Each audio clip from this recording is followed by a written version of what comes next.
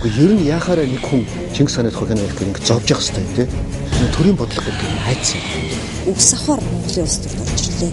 Та нэрээ үгс санаад байгаа юм шүү. Надаа үгс санаж юу авах вэ? Би бол түрүү хэлсэн шүү дээ. Шудраг ёсон төлөө явна. Арчлалын төлөө явна.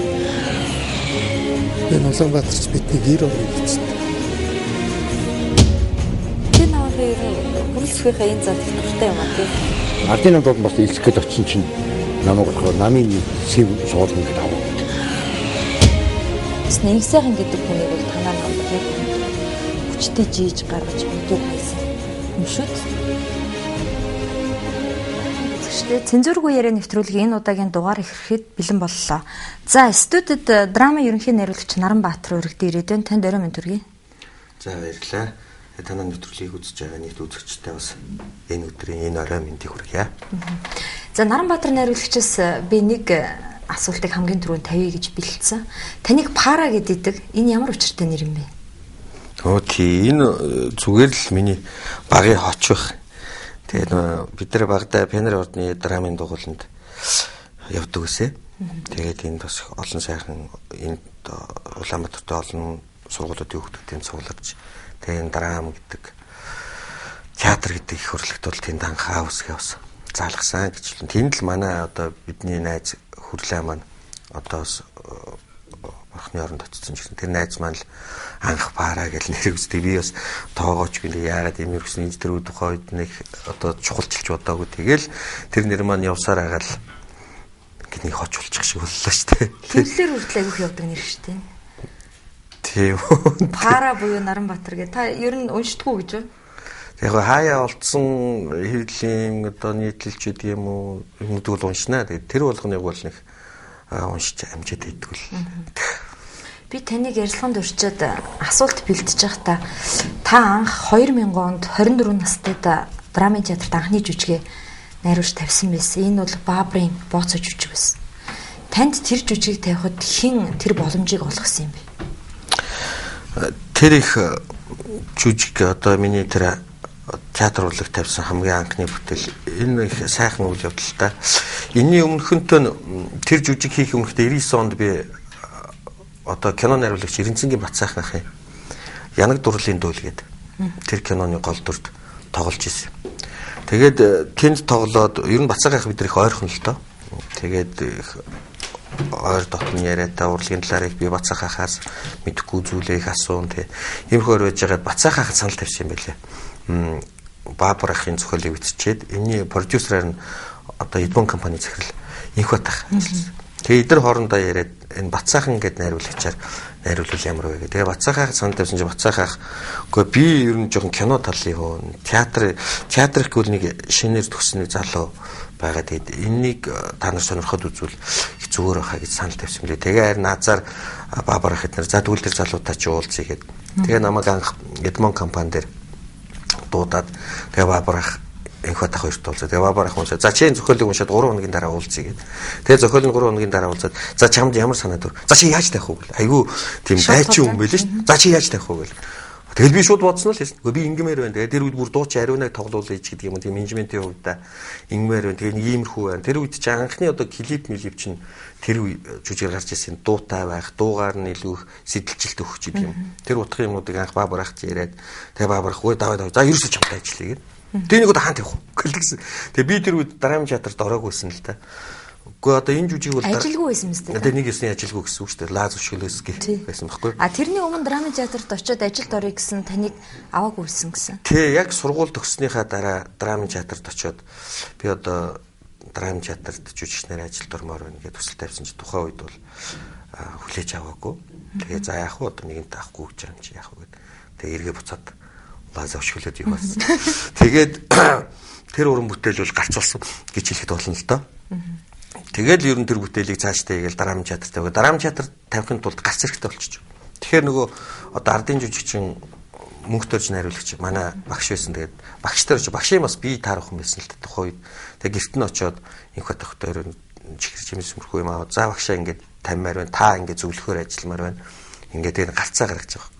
Тэгээ багш өө тэгээ гээл тэгэл багш аягүй сайхан үйл ажиллагаа явал тэгэл ерөнхийдөө тэр ажиллагаа яваал тэгэл багш маань бас би энэ бас дарах хүмүүсээр заримдаа нөгөө сургуультан дээр хаяа дээр тэгээд мэдээж жүжиг төхөөд ирэхээр багш өөрөө том тэр театрын ерөнхий найруулагчаас учраас бүх юмыг ерөнхий найруулагч нь байсан юм уу? Тийм мөнхөө ерөнхий найруулагч нэсэн. Тэгээд бүх юмыг зохицуулаад тэгэл жүжиг маань тавигдсан. Би харин гайхаад идэг байхгүй юу? Драмын театрт ажилд ороогүй. Тэгээд тийм зүгээр гудамжинд явж исэн хүүхдэд драмын театр тайзамаа гэж тавьж өгөөл жүжиг тавиулаад. Тэгээд тэр жүжигт ч одоо Сувдгаа, Төмөр Батаргаа, Төмөр Эгэдэр тоглосон шүү дээ. Тий, тухайн үед бол Сувдаа багш Төмөр хуйг Төмөр ах эднэр бол драмын театрт харьяалаг байсан. Эрдэнэ тогтох ах эднэр хүртэл ганц цэг харьяалаг байсан. Амгаланбаатар ерөөсөө нэг ч харьяалдаг тэр жижигэн кастингд бол байхгүй. Тэгээд мөнхөө өгчтэй яриад бид нэр ерөөсөө ийм улсуудыг авчрах юм бол тухайн үед энэ жүжиг тоглосон одоо уран бүтээлчд бол нэг хэсэг үзэгчдийн тийм эрэлттэй болсон байсан үйл дээ. Тэгээд эдгээр хүмүүсийг ёстой нэг бүрэлдэхүүн гэдэг чинь тэнд явагдаж байгаа юм л. Тэгээд үзэгчдийн бас хүсэн хүлээсэн тайзнаа удаан харааг уран бүтээлчдийг нэг дор нэг цогц бүтээлээр харуулна гэдэг бол өөрөө бас менежментийн ухаан байсан байсан болов гэж бодож байна. Тэгээд харин авчирсан маань онсон. Тэгээд тэндээсээ зарим уран бүтээлчд маань дараамдаа эргэж орох, нөгөө дараамд байсан найруулагчид эргэж харах тийм ус нөгөө хүн хэлхээснээс цаас жижигээс ашигладаг шиг за энэ бүтээлч маань хэрэгтэй байна, хിവэрэ байна, чадaltaй хിവэрэ байна, формтой байна гэдэг юм. Тийм янз бүрийн юм байсан. Ингээд тэнд уран бүтээлчд маань ихэнх нь тэндээ тэр жүжигээс уушвал ажиллаж ирсэн шүү дээ. Тэр уран бүтээлчд яаж ирсэн? Урилгаар. Мөнх дөрж байгаа урьсан уу? Тийм мөнхөө өгш урж байгаа. За одоо томчуудын бол мөнхөө өгш урчиж байгаа шүү дээ. Одоо Сувдгаа, Төмрах, Эрдэнэ тогтох. Яг тэрэн дээр бит хоёр нөгөө найруулагчид бол дүрийн сонголтын энэ дээр бол ярилцсан л да. Энэ дүрт хин тарах. Тэрнээс дуртай болгоно авч явж болохгүй л дээ. Тэр утгаар нь ягаад ганц цэг бас тэр үчиг шал өөр сургуульд чис Амгаланбаатар бас нөгөө тэгэл эдрийг цуглуулаад тэгэл ер нь тэндээс хойш үе талга. Эргээд тэнд залуу жүжигчдийн хувьд нь бол том үе талгансан тухайн уран бүтээлчд бол эргээд дахин тайзнаа амьдрах бас болцоо юм бол нэгцэн баг. Тэр үед чи ер нь драмын театрт үзэгчд байхгүй болцсон байсан үе тийм үү? 2000 он гэдэг чи ер нь нэлээд хэцүү цаг үе шүү дээ. Тэгэхэд лав анх бооцоо зүжигийг тавиал за тэр реклам нь клип дуу нэхэл өөр болж исэн санагдтыг одоо бодоход. Тий, ер нь хүн багаас юм хэлэх хэрэгтэй л би тэр үед над автобусны ч мөнгөс нэг нүгэл. Би өөртөө нэг тоглоал театрт очиж улаан хэрэгтэл явуулаа гэж тоглоал нь уулнаас утаа гарч ийнэ гэж тоглоал ярьдаг. Гүнээр ингээл телевиз, тэр клип, бүх асуудлыг чинь тэгэл яадаг нь залуу хүн юм хийж сурах гэж байгаа хүн үүд нэгд чинь бүхэл хүчээр ажиллах хэрэгтэй ш.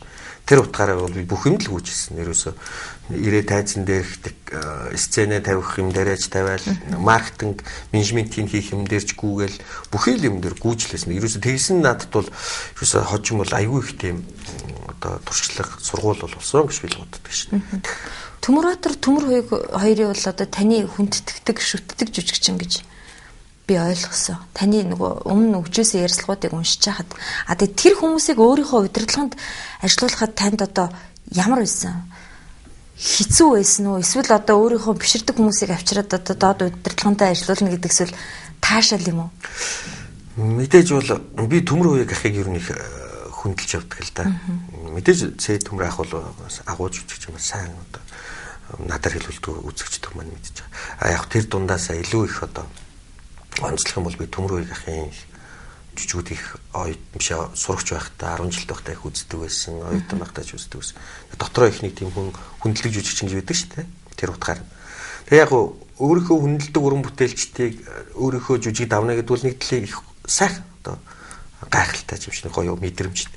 Тэгээд гэхдээ өөрөөс нь илүү уран бүтээлчд өөрөө туршлагагүй найруулж ингээд юу гэдэг олон хинж танихгүй хинж өмнө хийж исэн тийм фактгүй нэг тийм найруулагч өгөн тухайн хүмүүс ороо явна гэдэг бол бас их төвхтөө нэг талаас. Шинэ өнөөдөр нэг залуу хөвгт гарч иргэн жүжиг найруулъя гэдэг нэг хин бас хүлэн зөвшөөрөх хэрэггүй асуудал гарч ирсэн. Гэхдээ би бодож байсан ямар ч хүлэн зөвшөөрөх би зохиолоо сайн мэддэг байх. Яаж тавих ухаанаа мэддэг байх. Хүлэн зөвшөөрөх ихний би гарцуудыг хийх ёстой л гэж бодож байна. Тийм учраас тэдэнд илүү шинэлэг юмар би гарцсан гэж байгаа. Хуучин тэдний мэддэг юмар би ярих юм бол би тэдэнд юу байхгүй. Онгооч өгөхгүй байхгүй. Тэд нар надад. Тэгэхээр тэдний бас мэдхгүй тэр үдэл тэр менежментийн асуудал гэдэг бол их чухал байлаа л. Шин клипийн дуу хийн. Тэгээд тэргээр нь хүмүүсийг татна гэдэг ч юм уу энэ тал дээр илүү хараа ондоо одоо оноо санаа илэрхийлэх. За тэгээд тайзны медицины хувьд ч гэсэн арай бас ондоо шийдэлтүүдийг зураачдаг Эрдэнэтр гэж зураач ажиллаж байсан. Эргөтөр яриад арай өөр декорацны арай тавилтан дээр тэр дунд би нэг сүүдэр шийний тийм эффект оруулах ч гэдэг арай шинэлэг тэгээд дэлгэцтэй холбож өгч ирсэн. Тухайд анх одоо драмын жүжиг бол юм бодит тайзны сценийг дэлгэцтэй холбох тэр туршилтыг тэр жүжигэн дээр хийж исэн. Тэр юм гэдэг юм ингээд жоо шинэлэг юмар нөгөө хүмүүсээ илүү анхаарал татах хэрэгтэй л да. Тэгээд явцын дунд бас мэдээж ингээд өөрөө хичээх хэрэгтэй. Тэр жүжиг их юм унших хэрэгтэй. Тэднэртэй ярилцахын тулд энэ үчлэн. Гэхдээ хамгийн гол нь надад тэр жүжигийн одоо бүрэлдэхүүнүүд аюух таатай сайхан сэтгэл өвдөөсөн л. Тэд нар хизээч намайг энэ залуу хөтөг чинь гээгүй. Тэр дундаа цээ төмрах бол аюу сайхан юм хэлэхдээ али яа нэг юм за ойлголаа ахын тоо за тэгвэл би ингэж тоглох уу за гэл тэр нь надад ингээ аюу их урам одоо юу гэдэг залуунд бол их тийм ирч хүчийг бол их өгчээсэн бол сайхан за яг хөө тэр дунд ганц хоёр жүжиг чинь яадаг гинэ өндөө яаж тоглоно гинэ гэж инглиш мэтлэгийг явуулах өгөөдөх юмуд бол байсан юм. Тэр үл өгөөсгөх аргагүй шүү дээ болсон юм чи. За тэгээд тэр цагаас хойш драмын театрын хаалга нээлттэй болсон мэт дээ. За тийм тэгэл тэр жүжигийг хийгээл би хүсэлтэд драмын театрт тавьсан л да. Тэгээд шууд найруулагч болъё гэж тэгж мангар одоо юу гэдэг томрогдсон юм яагаагүй зүгээр би жүжигчнэрээ ормоор байна гэж. Эхлээд би ч өөрөө бас жүжигчин учраас жүжигчнэрээ харуулах. Тэгээд жүжигчнэрээ орсныхаа дараа бас найруулагчийн юу хаягхыг хичээгүй л дээ. Үшээ харуулмаар тэгээд дараа нь тэр надаар тоглосон хэрэг. Одоо нэг залуучуудын үзэх домог утсан. Тэрийг хийсэн. Тэгээд тэр маань ч бас ингээд амжилттай хулсан. Тэгээд тэрний дэлгүүх бас урамсан. Тэгээд дараагийн бүтээлүүд. Таны жүжигүүд ингээ хараад тахаар яг тийм клиптэй дуутай. За тэгээд маркетинг нь яг нэг ижил юм шиг яваад байгаа санагдахгүй нь. За магадгүй тийм шүмжэлтэй хандхад бол тийм байгаа бах нөгөө надаас л гарч байгаа юм болохоор нэг хэвийн. Гэхдээ энийг бас өөрчлөх өөр хэв загварт оруулах ёстой л доо. Тийм байгаа хөө. Тийм дутагдал. За оны өмнө та Гамлетийг тавьсан. За энэ бол одоо Монголын театрын төвөнд 33 жилийн дараа ихсэн үнэхээр үзэгдэл мөн байсан. Үзэгчд бол дүнгээ тавьсан. Та өөртөө ямар дүн тавьсан? За өөртөө нэг дүн тавиагүй байна. Зүгээр тавиагүй гол шалтгаан бол би бол жүжигийн анх бол их тийм одоо их бодсон жүжигэлтэй.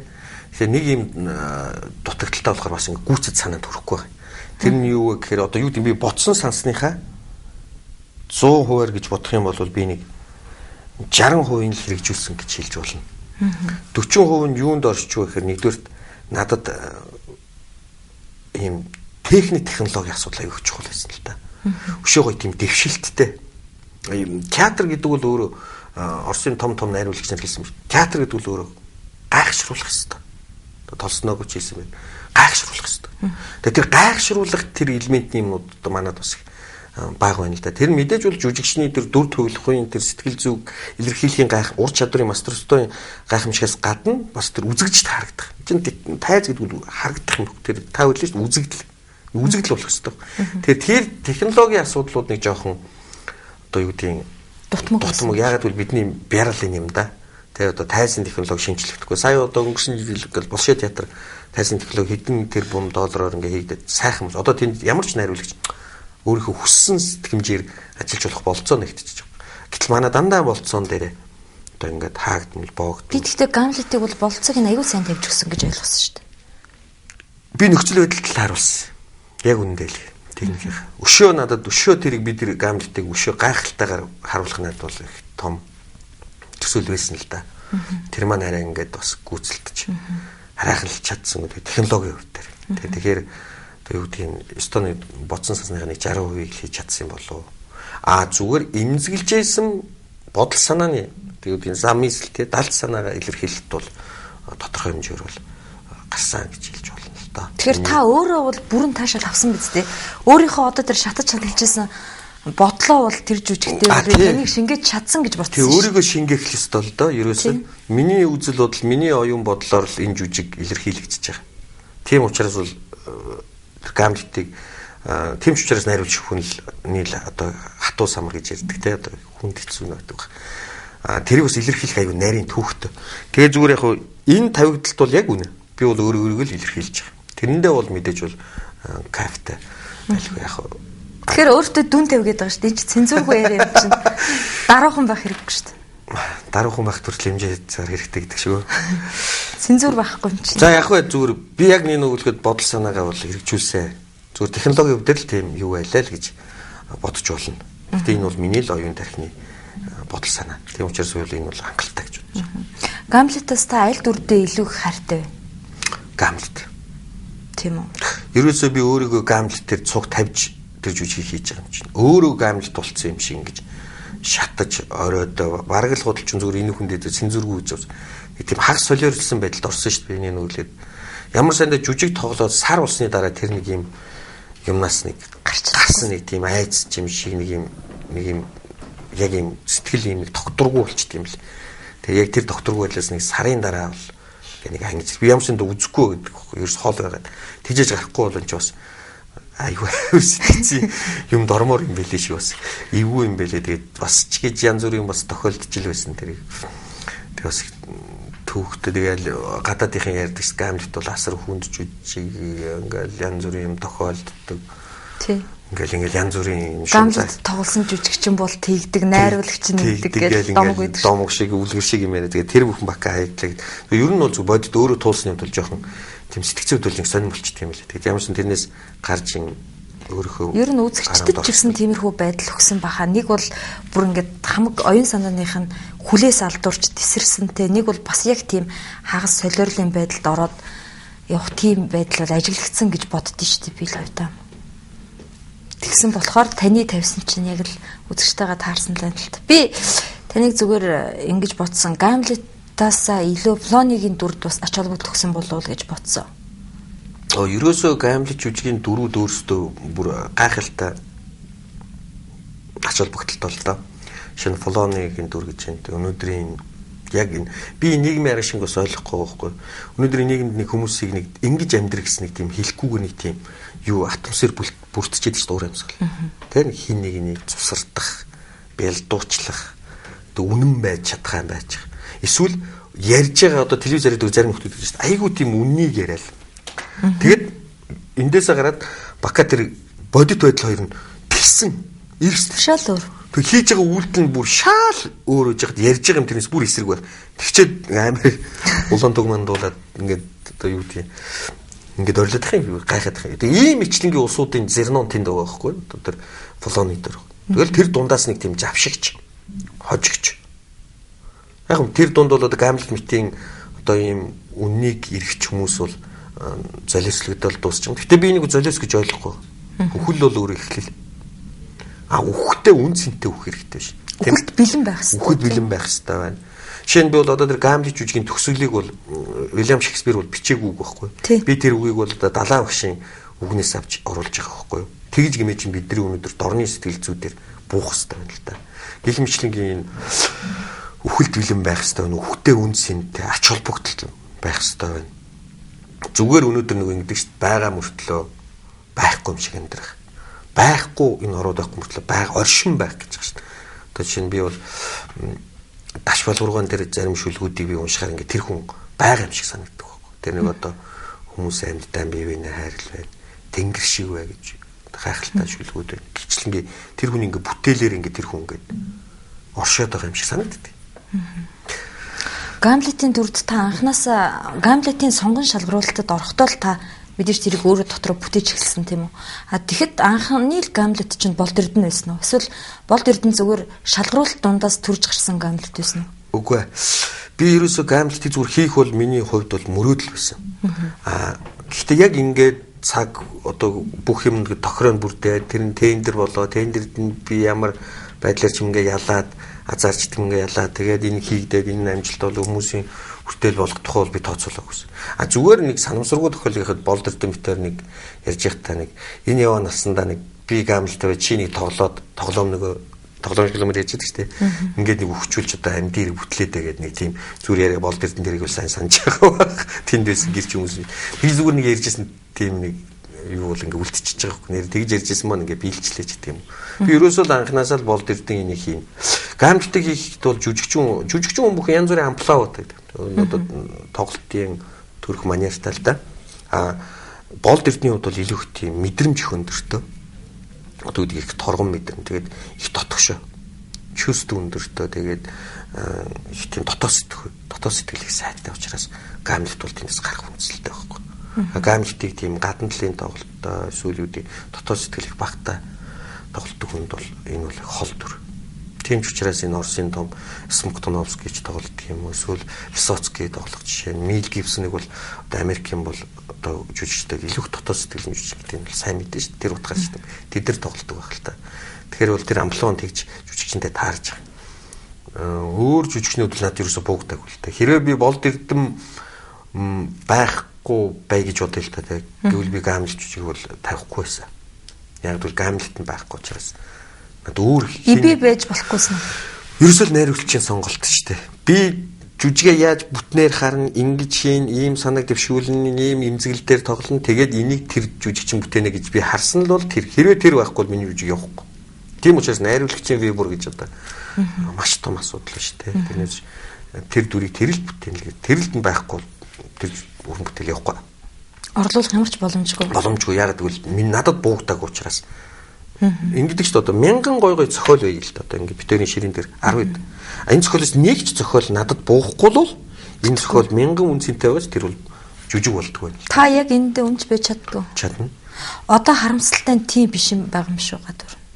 Одоо хичнээн гой жүжигчд сайхан жүжигчд ингээл сайхан дүр тоглолцол айгүй хямдхан кино зохиол тоглол тэрнийхэн зохиол нь үзүүлж байгаа юу хэлэх гээд байгаа нь хүртэл ойлгохдохгүй энэ дүрүүд тоглоод шүү дээ. За яг энэ бол тухайн нийгмийн байдалтай холбоотой болтой. Жишээ нь жүжигчид яагаад жишээ нь зохиол нь таалагдахгүй бүр дааж найруулагч нь туршлагагүй үн цэнгүй гэдэг юм уу нэг юм хүмүүс юм яагаад ороод байгаа. Тэрийг ганцхан үгээр таглаж. Би залуучуудыг дэмжиж байна. Залуучуудын юм дорох хэрэгтэй. Яг үндэ ачаад мөнгө л хэрэгтэйсэн баг. Өө тэр их тэр мөнгөний асуудал. Тийм мөнгө өгдөг гэж үү? Тийм их мөнгө биш. Гэхдээ ямар ч хэлсэн өнөө маргашийн хоолын мөнгө хүлэгчиж байгаа. Яг үндэ тэгж л явж байгаа гэж би ойлгодог. Тэрнээс биш тэр би таныг тэр шалтар болдор киноны тухай ярьж ингэж болоод байна. Тэгээ тэнд яах гэж орох юм? Залуучуудыг дэмжинэ. Тэгвэл харлаа кино бүтлгүй боллоо. Чанарын шаардлага хангахгүй дараа дахиад яагаад ороод байгаа. Ерөөсөө л мөнгөний асуудал шүү дээ. Тэгвэл өөрөө тэгээд тэр хүмүүс нь дараа нь урлагийн тухай айгүйх мундаг юм байна. Урлаг гэдэг бол гэхэл. Тэгвэл урлаг гэдэг нь бол татгалзаж сурах хэрэгтэй шүү дээ. А эсвэл дэмжсэн бол дэмжсэн шиг дэмжих хэрэгтэй шүү дээ. Өөрөө нэг зурганд нь ороод явах биш. Тэр хүүхдийн үргэлж хажууд байгаа миний дөө ийм дэр ингэж анхаараа энийг эсвэл ингүүл илүү их чанартай бол бидний үед ингэж ийсэн ч гэдэг юм. Бид нар болохоор жирийн хүмүүс болохоор урлагийн хүмүүсийг одоо яг ингээд тэр дүрээр нь хардаг те. Яг тэргээр нь ингээд шүтэн биширсэн байж л нөгөөх нь очиод нэг хямдхан кинон тоглолцох юм уу хямдхан үзэгдэл очиод тоглолцохоор тэр үнэлэмж буурч байгаа байхгүй. Тэгээ тэр уран бүтээлчүүний хувийн зохион байгуулалттай. Би тэр чинь бүтээлч хүн бүхэн тактиктай байх хэрэгтэй шүү дээ. Би нэг ийм дүр бүтээсэн. Тим кинон тоглохгүй юу? Тоглол би хэдийн хугацааны дараа дахиад юунд тоглох вэ ч тийм үү? Ийм өөрөө бас тактиктай байх хэрэгтэй л доо. Зохион байгуулалт. Тэр байхгүй байгаа учраас ийм байдал гараад байгаа болов уу гэж би л хувьдаа зүгээр тааж байгаа юм л та. Тэгээд дээр нь бол тэр нэг тодорхой хэмжээний генералны асуудал байгаа л дөө. Тэгээд яг тэгэл зарим манай сайхан ахмад уран бүтээлчдийн сэтгэлийн одоо нэг үсний ашиглаж шít. Зарим манай ахмад зарим хүнд үгүй гэж ядах. Өөр үнэхээр сэтгэлтэй.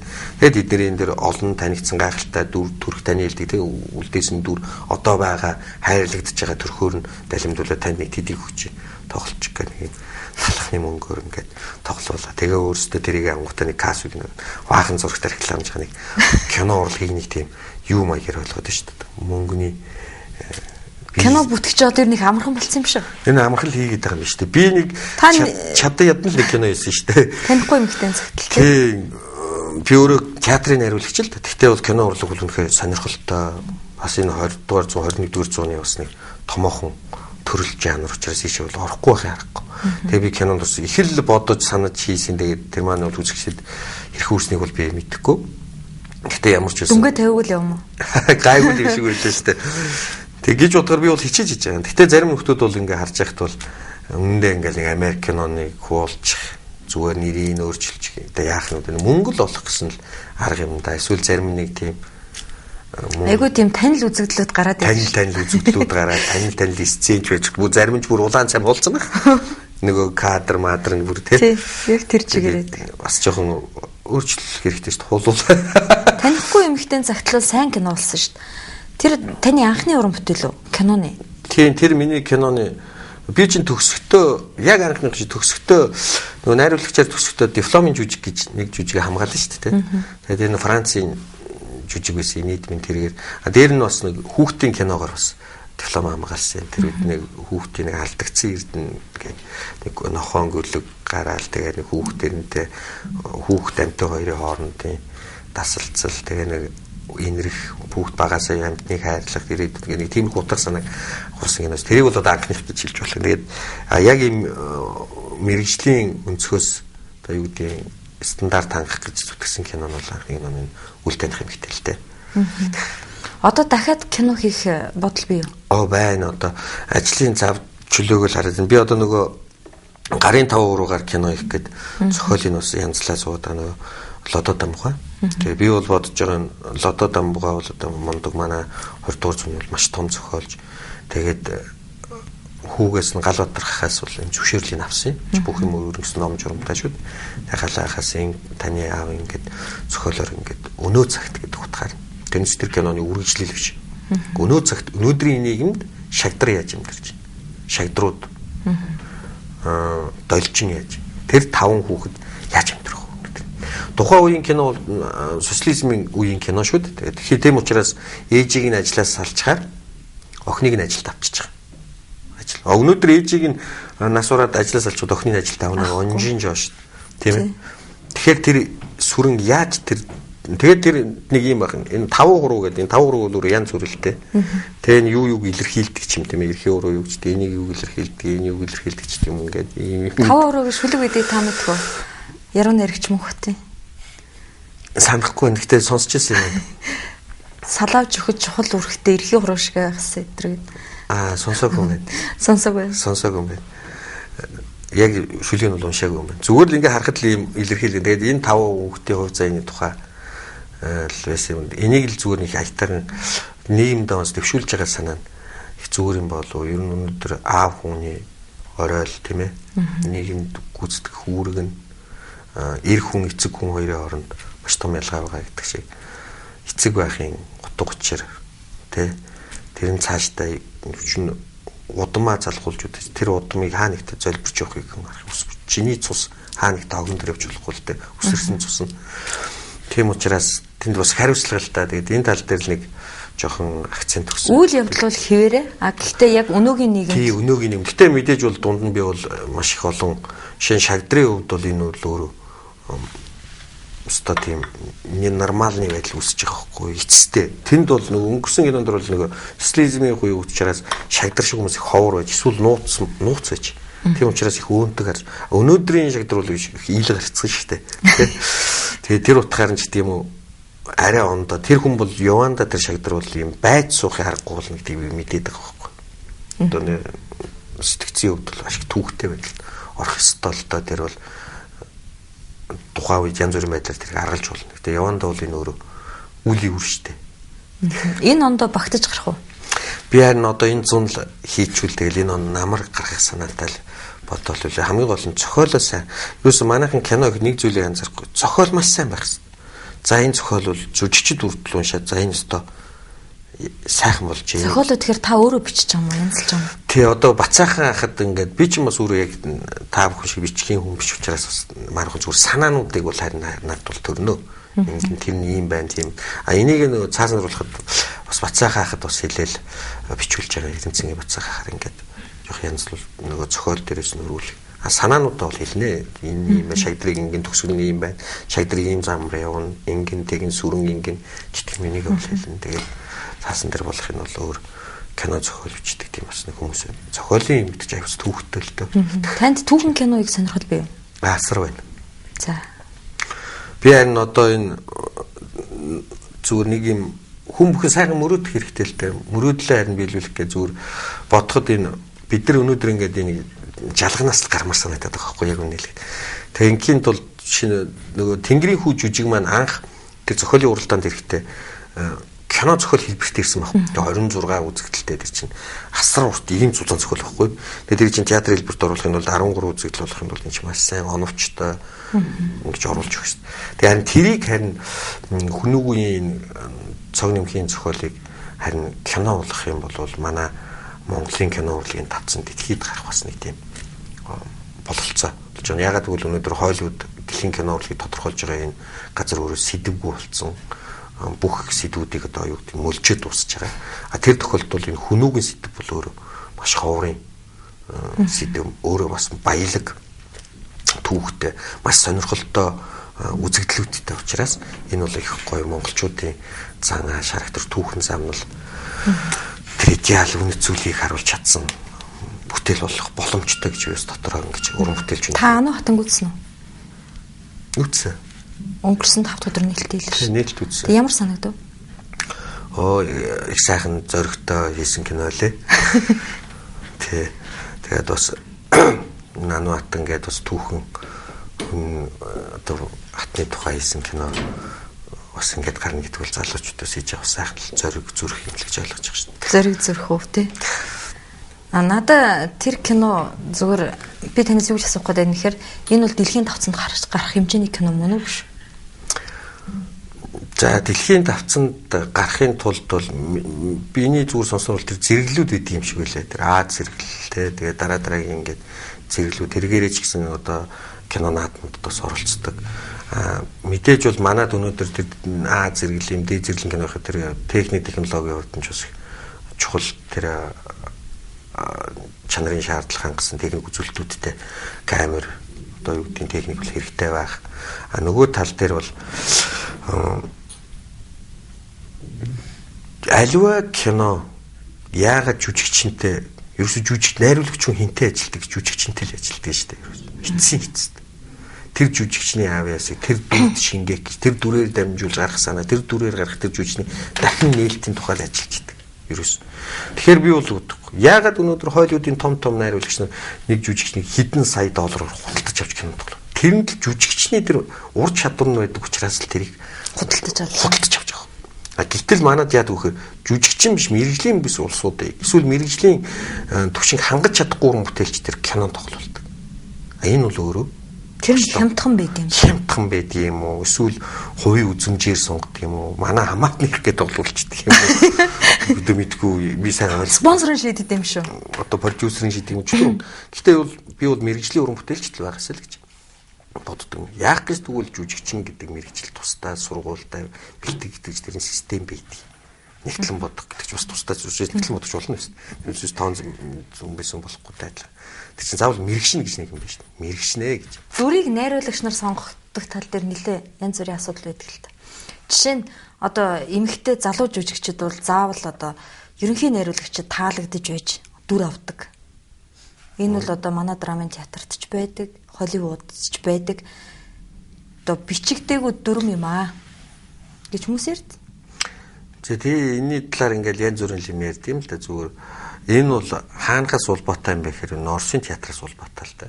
Хуучин манайч бол социализмын үед байсан Орсын театрын школоор хөгжөөд ирсэн. Тэр одоо Мерхол Станиславский гэж нэг хоёр хүн байна шүү дээ. Жүжигчний урлагийн систем. Энэ хоёр хүн бол энэ найруулагчийн энэ функцийг бол их өндөр төрөлхүүлсэн байхгүй тэр системд. Ерөөсөө найруулагчийн сонголтоор бүх юм болно. Тийм ч учраас найруулагчаар овоглон найруулагч нь театр найруулагчаар овоглдог, найруулагчийн театр өгсдөг гэсэн юм анх тунхагласан хоёр хүн. Тэгээ энэ тунхаглагаар дөрхөн найруулагч өөрөө хаан болчих юм гэдэг театр. Мэдээж тэр бүх юмыг толгоолж байгаа удирдагч нь, манлайлагч нь, сургууль мужуулагч нь, тойлын одоо юу гэх маш их олон юунууд байгаа шүү дээ. Үүрэг. За ингэж бодохоор тэнд бол нэг тийм үзэгдлүүд бол байсан байна. Тэр том. Тэр үзэгдлийн тусгал нь манад бас тусчил байсан л байгаа байхгүй. Тэр тодорхой хэмжээг бол тэрийг би бол одоо харин энэ ардчилсан нэг юм гарснаас хойш бол энэ бол арай байдгүй байхаа. Би бол өөрөө бол нүдээр харж тийм бол харж байгаа. Тийм хэвдэл тохиолдож байгаа. Надад бол ёс тогтоосоо тохиолж байгаагүй. Нэг юм биш үү чи боддоо би өөрөө найруулагч юм. За энэ ч өөр ч альбом тушаалаар бодож болно шүү дээ. Статус нь. Тэгж бодоход хин нэг ингээд өөртөө таалагдах юм байдлаар аваад хандцдаг. Дараа нь тэр хүндээ үг хэлэх хэрэггүй болнод. Үгүй тийм биз дээ. Би тийм зүгээр факт мэднэ л дээ. Зүгээр энэ дэлгэж. Тэгэхээр дараа тэр хүн ч өөрөө шогийн байдалд орж хүнээ загнаж чадахгүй, удирдах чадахгүй. Яг тэгвэл тэр хоёрын хооронд харьцаа үүсэх учраас. Тийм хүн урагшаа холод явъя гэвэл тийм нас хол байх хэрэгтэй байна. Тийм учраас Оросын нэг том найруулагч хөөсөөгүй шин нуурнаасаа загас өрж болохгүй гэж. Аквариумнаас юу? Тэг аквариумнаасаа жилүү. Аквариумнаас загас өрж болохгүй харин нуурнаас барих хэрэгтэй гэж байгаа. Тийм үү. За яамаа да манай За театр. нуурн ч гэсэн өөр эзэмшил өгөл бас болохгүй юм да. Манай театр тийм асуудал бол байдгүй бол сайн бай, байна. Офилио тоглосон Ганчимгийн та хувийн сонирхлоор дөрвсөн байх магадaltaй үүнийг заавал асууж өгөөч гэсэн. Юу яах вэ? Офилио тоглосон Ганчимгийг жүжигчин. Яасан? Тэрийг та одоо хувийн сонирхлоор авч энэ дүр тоглуулсан юм биш вэз гэдэг асуулт ирсэн. За. Манай дээр Офелиаг манайхаа маш их олон залуу эмэгтэй жүжигчтэй л дээ.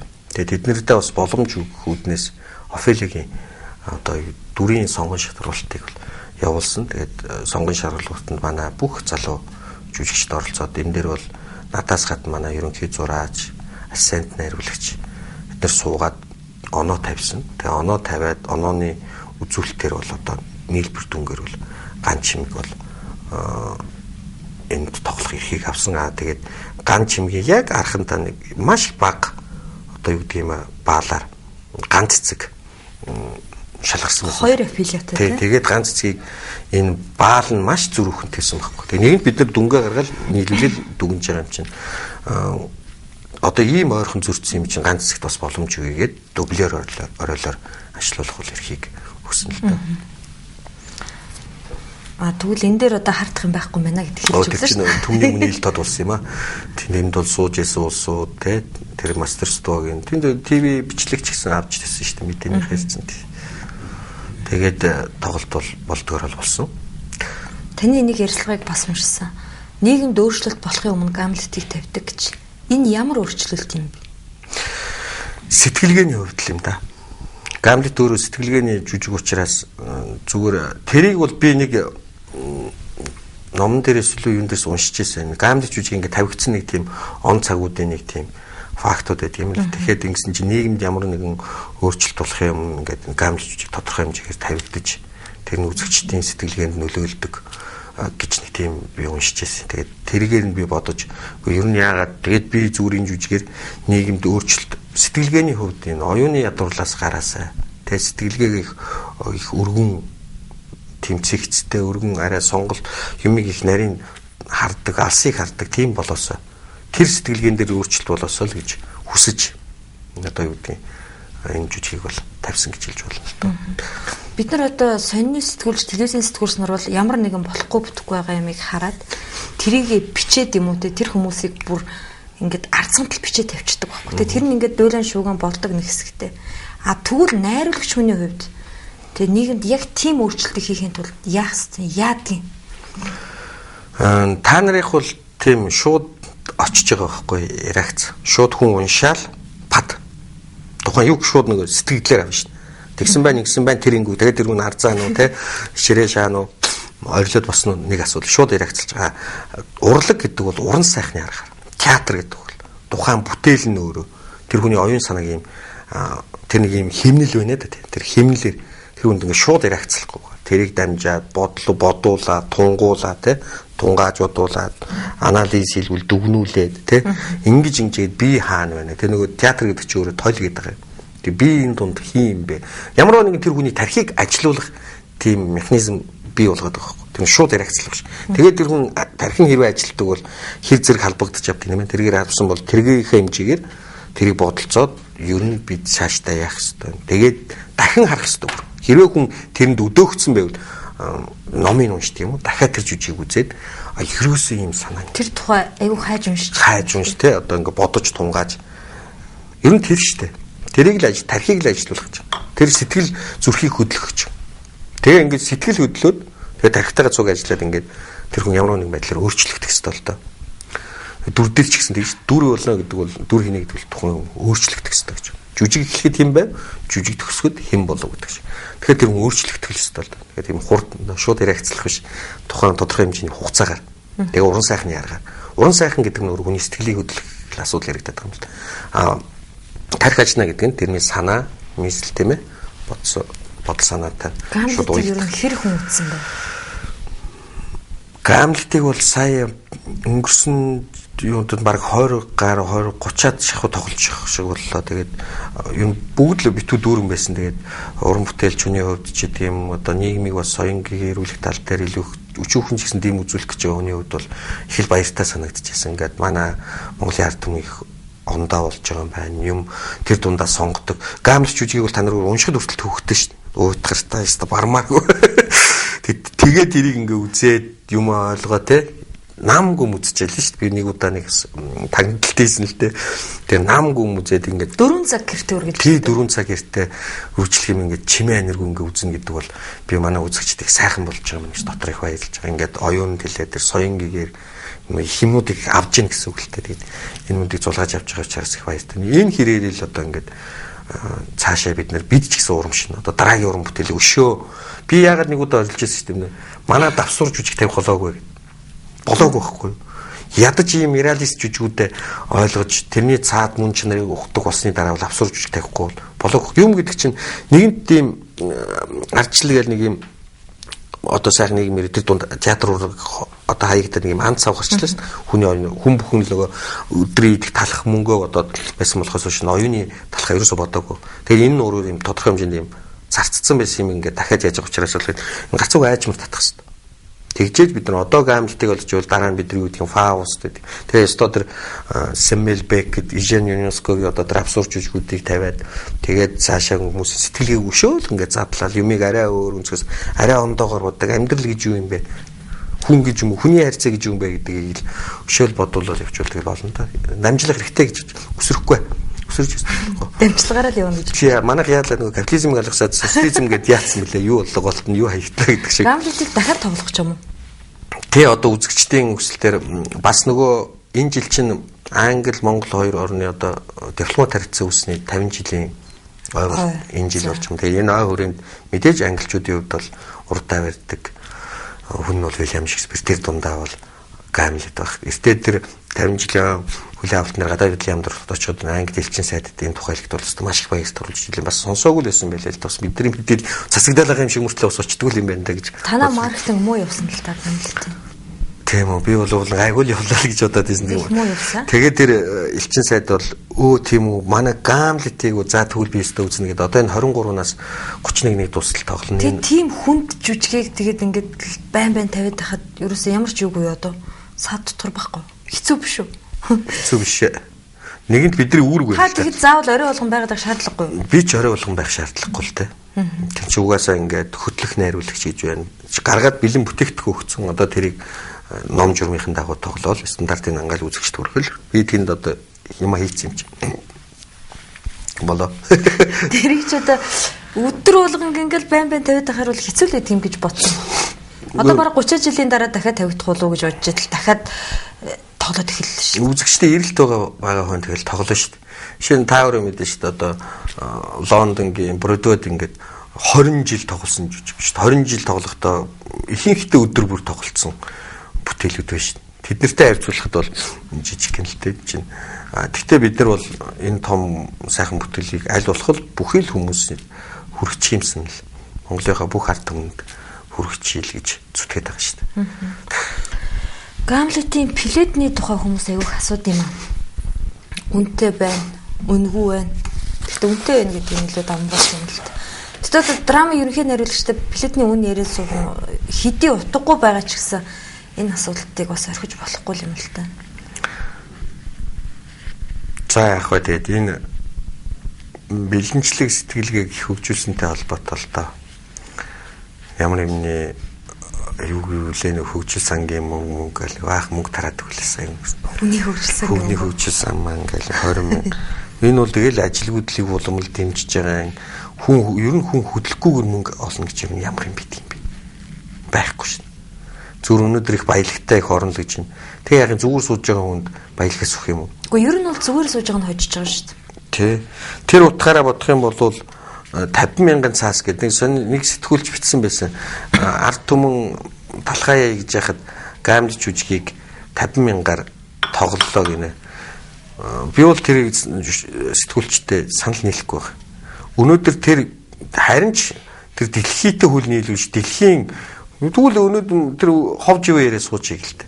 Дэлхийн тэр сонгодог бүтээлийг өнөөдөр драмын театрын уран бүтээлчнэр махан, цусаан одоо бүх хамаг юм хөлсөөн шавхаж одоо хамаг мөнгө төгрөг олж тэгээд ингээд оюуны бүтээл болгоод хийж ирээд харин баярлах хэрэгтэй байна. Харин баярлаад хамгийн түрүүнд харин 50,000 төгрөгөө бариад очиж үзэх. Та мэдэн шүү дээ энэ тэгэхэд гуйлагч нь өдөржингөө мөнгө цуглуулад кино театрт талх авдаг идэх юм авдаг гэж. Кино театрт оров. Тэгээд нэг киногийн урталтаа 4 цаг тэр амьдралаар амьдрдаг байхгүй.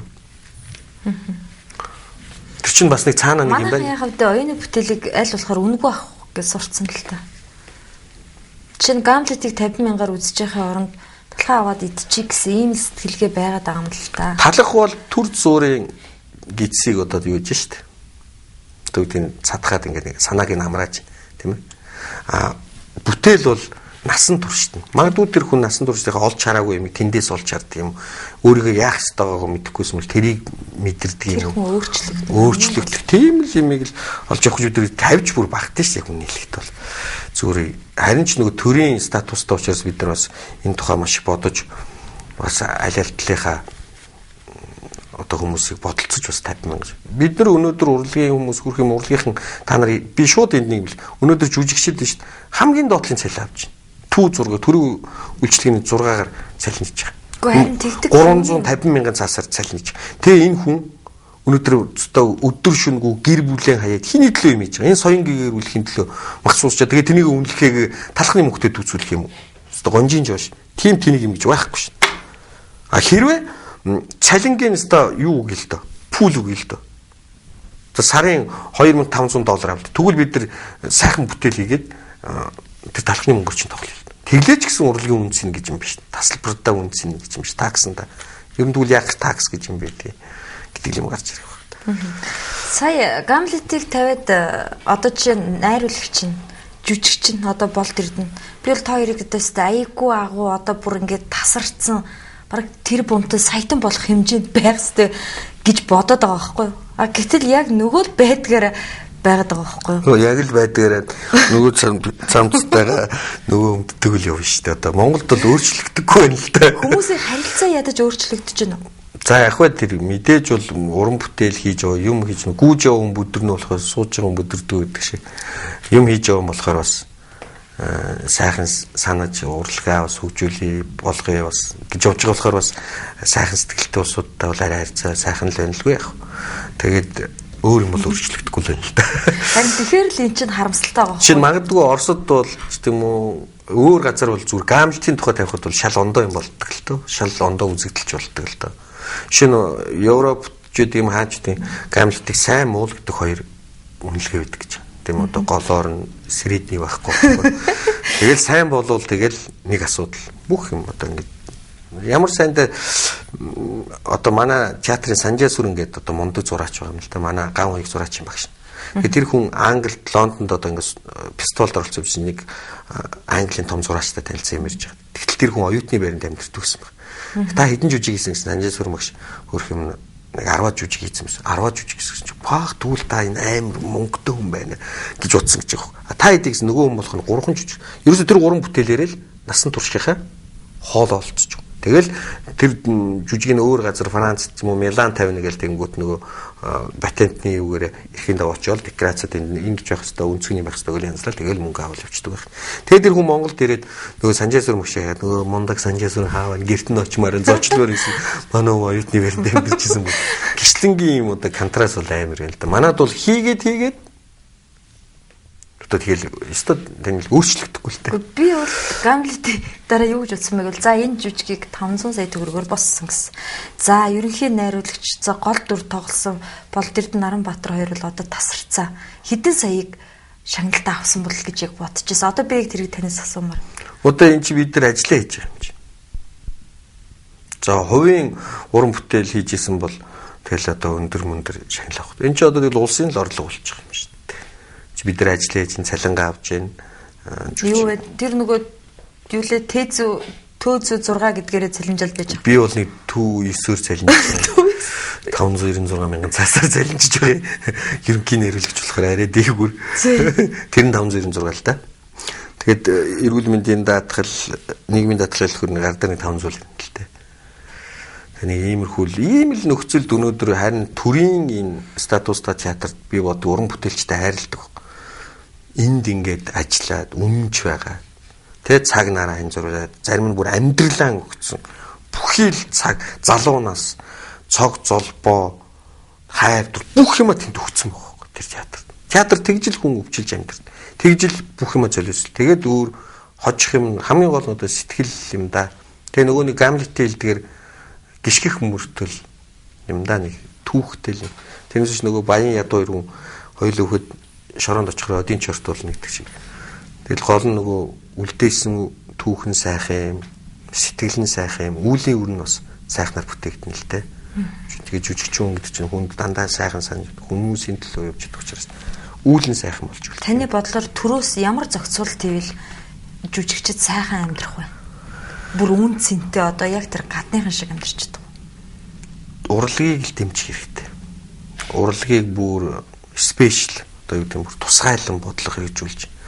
Жишээ нь урлагаар дамжуулж өв соёлын тухай түүх яригддаг шин.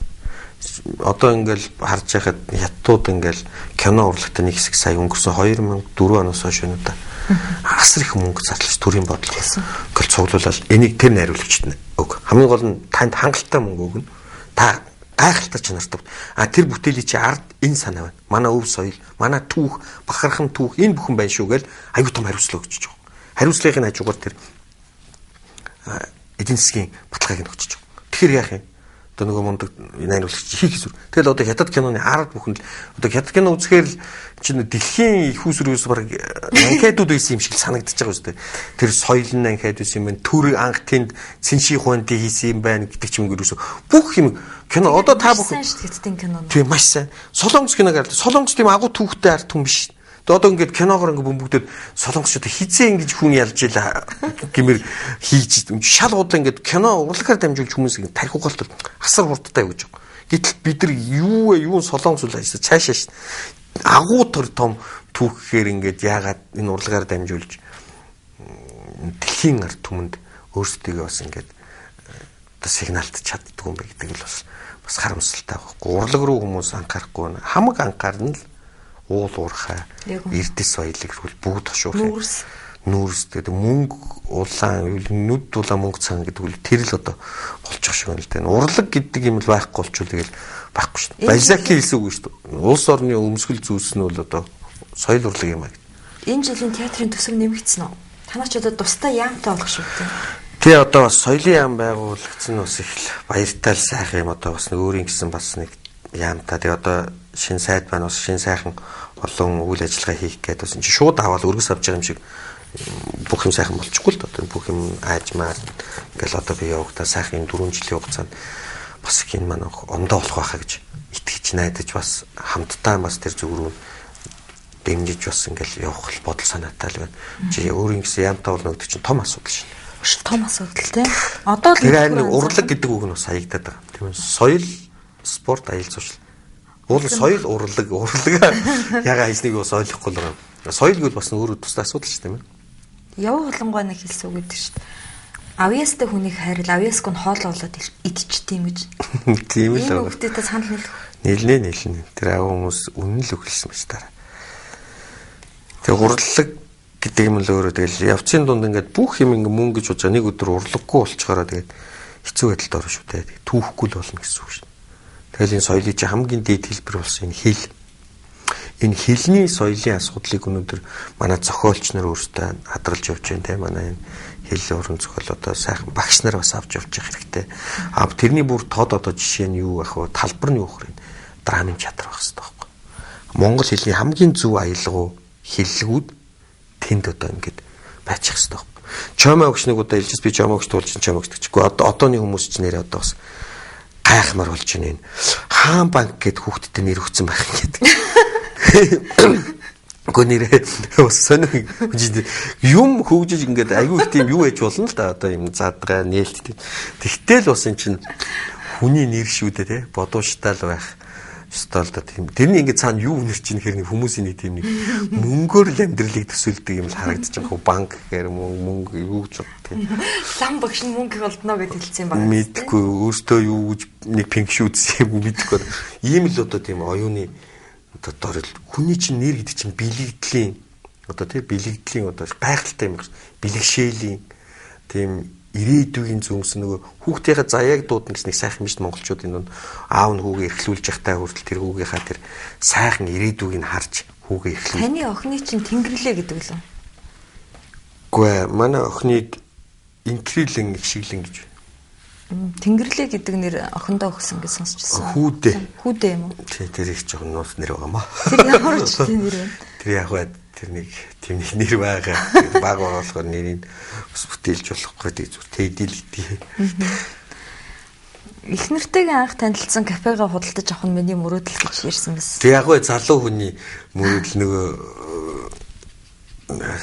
юу гэдгүүлээ хөндөй дөр малтай болох юмсан гэж мөрөддөг малчин гэдэг шиг одоо зүгээр яах вэ надад тиймч болцсон л байхгүй ёстой нэг мөрөдөхөөс сайшгүй юм да мөнгө төлөхгүй юм болохоор гэж зүгээр бодохоор их сайхан санагддаг юм л да би хаяа тэрний хажуугаар явахаар ингээл энийг ингээ аваад гоё янзлаад гоё нэг тэнд нэг ресторан нэг амар том зочдууд биш үү өрхөөн тийм нэг айтайхан тийм нэг газар нийчүүл хожмаа бас гоё дурсгалтай юм тэгээд нэг ойр зургийн хоол ундны мөнгө тэ нэг одоо нэг ойр зургийн мөнгөний хэрэгэлтийн байж болох юмсан гэж л бодох юм даан чиг одоо тэрнийх нь одоо бядна байхгүй болохоор нөгөө гэж л өнгөх юм даа чигээр нь одоо тэр чинь нөгөө сумо гэдэг нэг тийм бар байдаг шүү дээ багшийн дэдийн хүртэлт байдаг сумо гэдэг бар биш хоолны газар за тийм сумо гэдэг одоо байдаг тийм нэг давхар тэр л эвгэл боддیں۔ Надад энэ том лайшинг. За тэрүүгээр явахдаа тэгвэл энэ Наранбаатар найруулагч авах хэвээр кафе да гэж бодоод явж ийдээ өнөр нь. Зүмөрөдлийн юмд ч одоо эзэнтэй зүгээр. Гоё гигэ мөрөдөл санагдсан. Гигэ зүгээр яг сайхан мэрэгчлэрээ мөнгө төгрөгтэй болоод яхад нэг тийм мөрөдөл билүүч цаг ирэхгүй л гэдэг сайн санаж байгаа. Монголд хувийн театр байгуулах боломж бий. Харин тийм ээ. Тэр чинь л их мөрөөдөх юм тэгээд би бүр дотроо боддог юм шүү. Тийм нэг 300-ны судалтай. Них боломж. Энийг реал гэдэг нэрлэлцэн тий. Тэгээд тэнд хамгийн гоё шилдэг жүжигүүд тоглодог. Шилдэг жүжиг шигшмэл жүжигчид тэнд ур чадвараараа хавуулдаг. Тэнд хамгийн шилдэг найруулагч нар гэж би өөрөө боддгийн тим театр байгуулахад би энэ театр Монголын шилдэг найруулагч нарыг авчираад зохиол ингээд өстой мөнгө төгрөгийн өстой нөгөө хин шиг гэрээ хэрэгтэй л дээ. Мөнгөний чинь нэг үе чанартай юм гэл нэхэл тэгээ тэнд хамгийн театр гэдэг чинь үүднээсээ орохоос ахуулаад тийм их тийм хөшиг нэгдвэл нууц задарна гэдэг чинь тийм гайхалтай байх хэрэгтэй. Тэр орчин өөрөө юм хүний хүсэн үсээгүй нуруугаа цих болгох хүсэн үсээгүй хувцсандаа анхаарах өөрийгөө анхаарах тийм нөхцөлийг л театр болон бүрдүүлэх ёстой л орчин өөрөө. Тэгээ тийм гоё юм язгуурлаг тийм одоо юу гэдэг тийм орчинтай интерьер дизайнтай үзээд байхад юм галерей юм шиг байхад тий. Тэгээд тэр нь амжтгүй тэгээд нөгөө жүжиг хэлэх гээд ингээ орчдөг. Тэгээд антрактаар завсарлаг авахт нь их гоё тийм кафе. Тэгээд Лондон Мондгийн театрт ихгүй шүү дээ. Тэгээд хүмүүс тэнд кофе уугаал эсвэл вайн чуугаад тамхитал жүжигийн тухай ярилцал аюу тийм халуун. Тэгээд түн дондон эргээл жүжиг рүү гоё орхол нэг ийм гоё дэг тогтоод нэг ийм гоё соёлдсон нэг тийм гоё гэгээлэг театртай болох юмсан гэж бодох нэг боломжийн хаана өстөг юм гэдэг. Хин нэгэн байгуулах байх л та. Хин нэгэн байгуулах л байх л та. Гэхдээ хувийн кино театр байгуулчаад драмын театр байгуулахгүй байгаагийн нууц юу вэ? Драмын за кино театр бол өнөөдөр хувийг болоод хүмүүс кино их олъё гэдэг өнөөдөр театрд өргөө ч юм уу тэнгис 50% авч яана л та. Уран бүтээлч нараас амар ашигтай ажиллаж байгаа байхгүй. Зүдэр доторхыг дохжуулчаад хүний хийсэн хөдөлмөрс 50%. Тэгээ булан тохоо болгоно төрөөсөл чинь. Тийм тэгээ энэ бол асар ашигтай. Мүлжиж байгаа байхгүй. Би бол шуудраг хэлэхэд бол асар их мүлжлэг явагдаж байгаа байхгүй. Чи ядаж ичмээр байгаа байхгүй. Гэхдээ таны бүтээл те бид нар нэг 30-ыг авъя яач гэдэг юм. 25-ыг авъя гэж бол. Тэгээд шууд 50 үгүй. Тэгвэл бат. Амар дэрлэхөө те. Тэгэл нөгөө хэд заацаа тэгээ 50 үгээл. Тэгээ өөрийнх нь маркетинг нэр үцэх. Тэгээ нөгөө хэд телевизүүдээр яваал, гоохын гуугаал, бартерхийн дараа танаа тиймд ингэж орж ирээл зарим нь мөнгөний төлөөл явдаг байх л. Ийм мэтлэн драмын урлаг бол одоо харин ингээд хүмүүс их үздэг болоод ингээд энэгээр бас болж байна гэж бодох юм бол бас ишээ бас хувийн театр байх хэрэгтэй л дээ. Тэр дундаа одоо нэг онгорхоо үлдсэн нэг хүүхд залуучуудын театр гэдэг нэг тийм том статус. Нэм гаваагүй байхгүй болсон. Тийм нэм гаваагаа одоо тэр чинь хайрын тэр түүхэн театрыг ярин болгосон шүү дээ тий. Тэгэхээр одоо тэр орон зай хэрэгтэй вэ? Залуучуудын очдөг тий. Гоё тийм театр бол хэрэгтэй л байна. Асал байхгүй.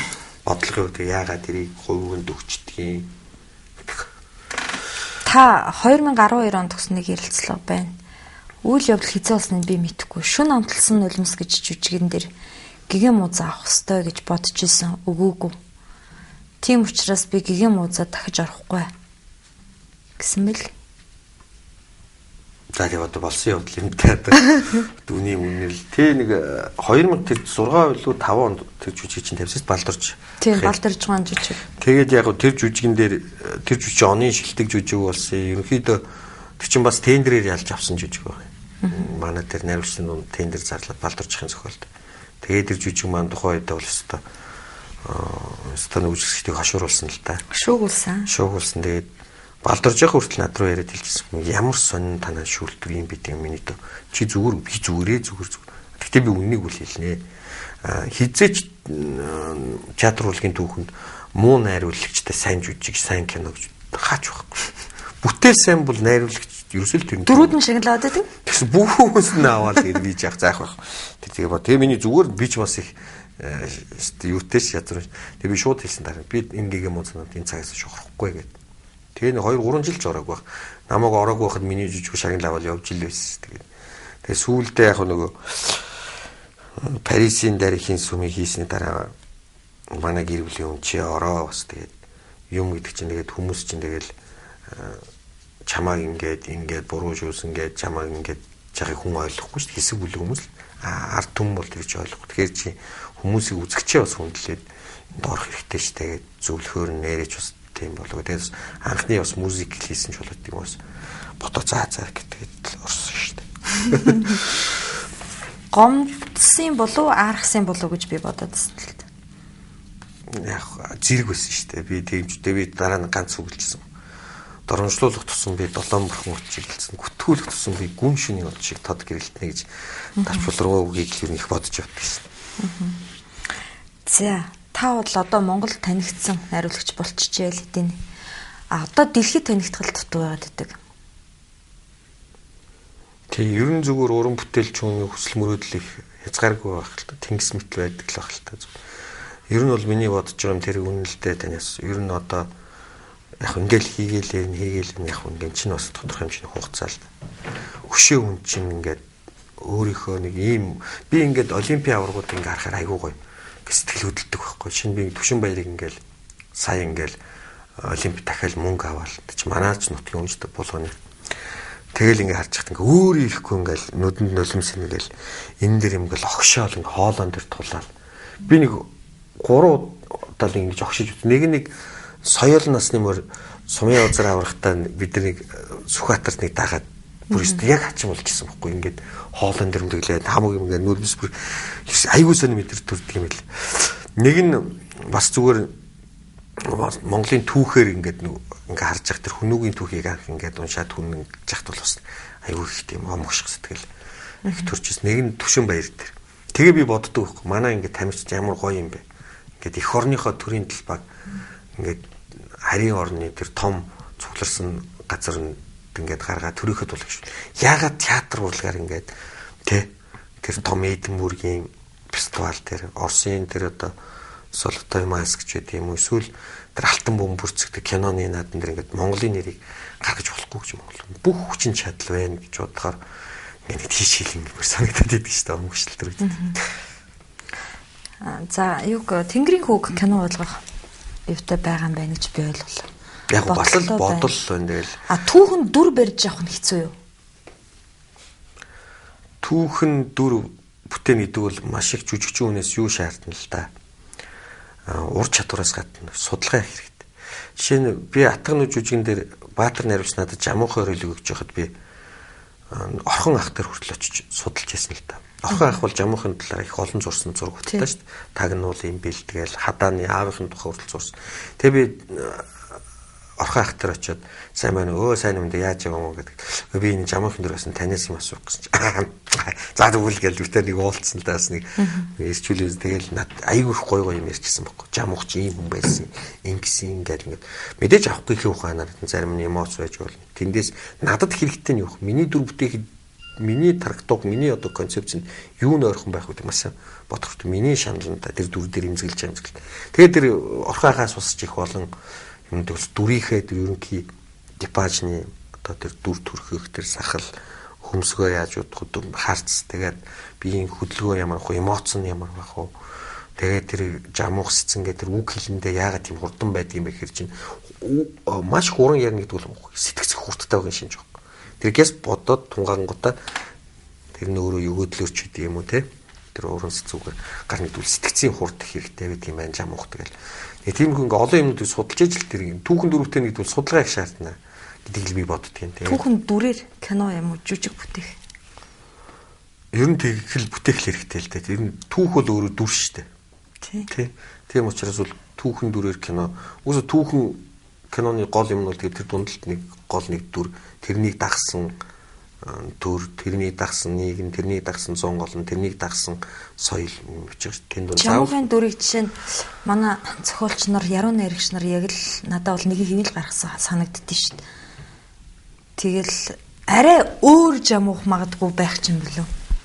Арай өөр хасар байх ч юм бэлүү. Тийм тэр уран бүтээлч хүний л юу л дээ. Шинэ янз бүрээр гаргаж байгаа шүү дээ чинь Монте Кристог үнийг хийхдээ Эдмонд Дантисийг янз бүрээр хийдэг шүү дээ. Хин ч хүртэл тоглолцсон л явж идэг. Депарди хүртэл болцсон л явж байгаа. Тэр нэг хэсэг хүмүүс зөвшөөрөг. Нэг хэсэг хүмүүс бүр зөвшөөрөхгүй. А гэтэл хамгийн олон хүмүүсийн одоо массыг авна гэдэг бол тэр Оросын те хийсэн Эдмонд Дантис хамгийн их ойрхон байх жишээ. Тэгэхээр хүмүүс янз бүрийн Чингис хийж бол. Гэхдээ Чингис юм түүхэн том хүмүүсүүдээр жишээ нь Александр Македон эднийг ингээ хийхэд нэг юм хүмүүсийн зүрхэн дотор нэг хүмүүс дүр байгаад байгаа. Тийм дүрүүдийг бүтээн гэдэг төвхтөө. Яг хүн бүхний зүрхэн дотор Чингис төсөөл байдаг.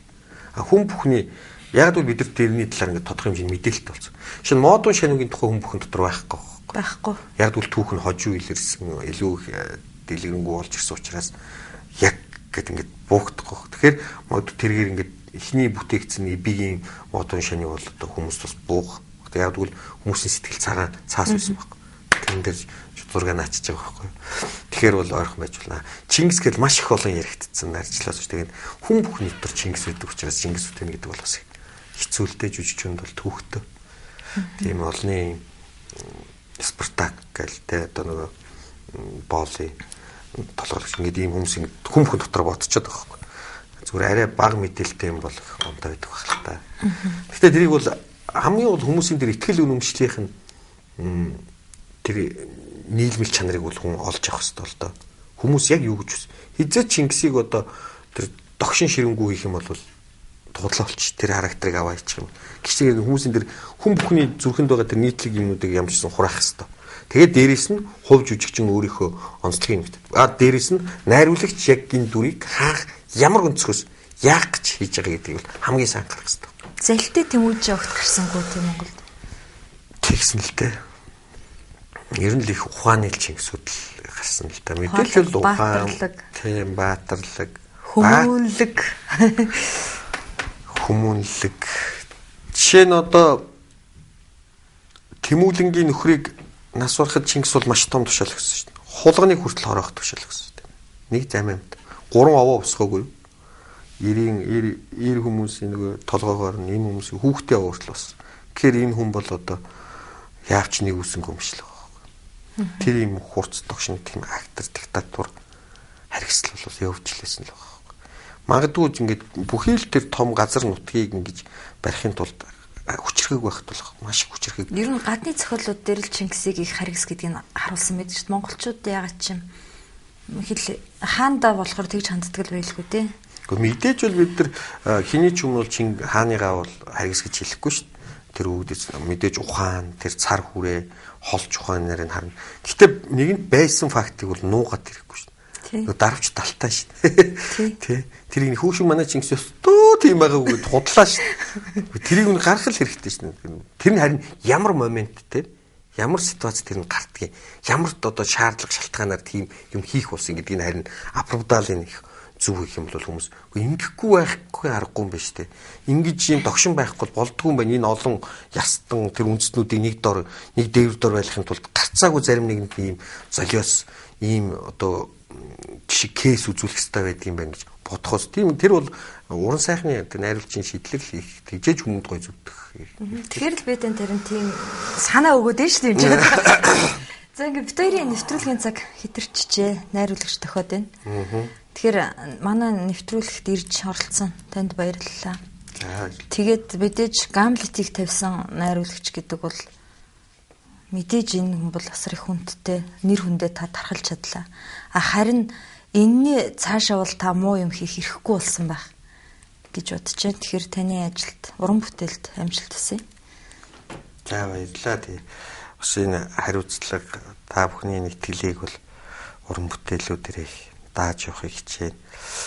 Уулруул мацаж явна тэгээд алтарчихгүй шиг доошоо тэгэл аль болох ард түмэндээ оюуны охиулсан уран бүтээлүүдийг л ард түмэндээ хүргэн бас уран бүтээлчүүнийхээ хувьд Монголынхаа урлагийг бол дэлхийн тавцнаар аваач гэсэн хүсэл мөрөөдлөөс биелүүлэхийг хичээнэ. За танд амжилт хүсье. Баярлалаа. За үзэгчдээ баярлалаа. Цэнзүүргүй яриа нэвтрүүлгийн өнөөдрийн дугаарт Драмын театрын ерөнхий найруулагч Наранбаатар оролцлоо. Дараагийн 7 хоногийн даваа гарагийн 21 цаг хүртлээр баяртай үзэгчдээ. Нэг хүн Чингис хааны тухай кино их ингэ зовж явах хэрэгтэй тийм. Төрийн бодлого гэдэг нь хайц юм. Үс авахар Монголын улс төрд орж ирлээ. Та нэрээ үс санаад байгаа шүү. Надаа ус санаж байх вэ? Би болоо түрүү хэлсэн шүү дээ. Шудраг ёсон төлөө явна. Арчлалын төлөө явна. Энэ Улаанбаатарч бидний гэр орно гэсэн. Тэр намайг ер нь хөрөлцөхийнхээ энэ зал их дуртай юм аа тийм. Ардын намд бол бас илсэх гээд очсон чинь намайг болохоор намын сэв суулгана гэдэг аваа. Бас нэг сайхан гэдэг хүнийг бол танаа намайг яг хүчтэй жийж гаргаж өндөр хайсан юм шүү дээ.